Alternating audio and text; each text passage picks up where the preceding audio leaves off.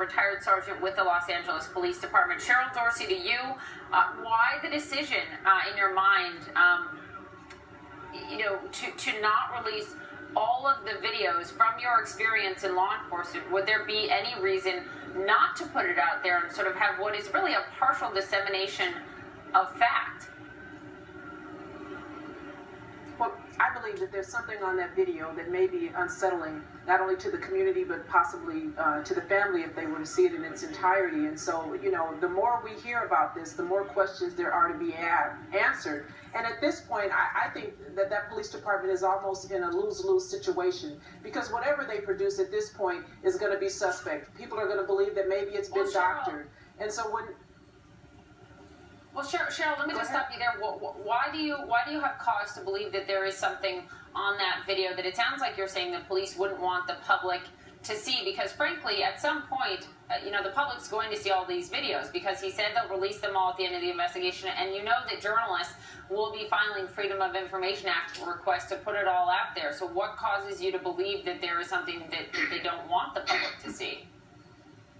Well, because there's unrest, and certainly we don't want to see any more destruction or damage done. And I think that what's going to happen, and he's kind of preparing us for this, because he says the video is not definitive. The video is not going to answer the questions that everybody is begging to be answered. And so we're going to be left at the end of the day with the same questions whenever it's released that we had at the very onset of this thing. And this police department will do what every police department does. They will throw buckets of money at the family. There'll be no substantive change in the way their officers do business. And then this will go on until we have the next Keith Scott or Philando Castile or Sandra Bland. That's why everybody is so frustrated. Political commentator Marc Hill is also joining us. And Marc, I think it's really important to have this discussion in the broader context of race relations across the United States and race relations in North Carolina, because these protesters are protesting the death of this man, yes. They're also protesting, as we heard from the head of the NAACP today, the broader issue, and what she called, the head of the Charlotte NAACP called, this systemic problem within North Carolina for African Americans. That's exactly right. Obviously, we want to get to the bottom of this case and find out whether or not something unjust has happened. And the delays and the lack of transparency is itself a problem. And it creates the sense that there could be something here. It creates a sense of distrust between the community and the law enforcement agencies. But it also speaks to a broader problem, as you pointed out, Poppy, that people are saying, which is that there is a question about whether or not black bodies themselves are inherently violent in the minds of some law enforcement officers.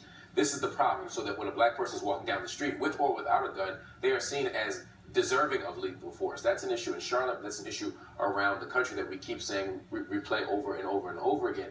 And the questions we have about violence against black bodies, male and female, is something that plays out in other sectors of our lives. As long as we see black people as not fully human, then it makes it difficult for them to have full access, not just in terms of being treated safely and properly with dignity by law enforcement, but also in the job realm, in terms of housing, in terms of education. We have to get to the deeper issues of racism and indeed white supremacy here. So one of the things that is different, obviously the cases are completely different, but when you look back to Ferguson, for example, and you look at what has transpired since then, the police chief here is black, Marc Hill, and that it is something that has not been broadly discussed. Is that, does that matter in all of this as people are looking at this from through the lens of race? It shouldn't matter. There's a question here about how black bodies are treated by law enforcement. If black people happen to be agents of those institutions, if they even happen to be leaders of those institutions, look at Sheriff Clark in Milwaukee. You can have the same mentality as the most vicious white supremacists. In fact, you are a white supremacist at the level of how you perform if you believe that black bodies are inferior and worthy of lethal force. So I'm not interested in the officer being black. I'm not interested in the police chief being black. I'm not even interested in the president being black. If justice doesn't look equal for everybody, we didn't march and fight and struggle to get beaten by black officers. We did it so that everyone would have an equal shot at being treated with dignity and treated like a human being. Laura, from a legal perspective, is there